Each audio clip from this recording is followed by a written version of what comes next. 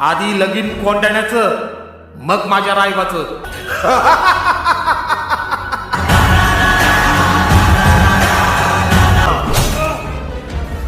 त्या तानाजीची ढाल तुटली. त्याने हाताला शेला गुंडाळला. शेल्यावर वार झेलत तो लढू लागला. शेवटी दोघेही एकमेकांच्या वारांनी जबर जखमी झाले आणि धारातीर्थी कोसळले. राजा, मी माझा शब्द पाळला. कोंढाणा स्वराज्यात आणला. गड आला पण सिंह गेला. गड आला पण सिंह गेला मामा, सिंह गेला.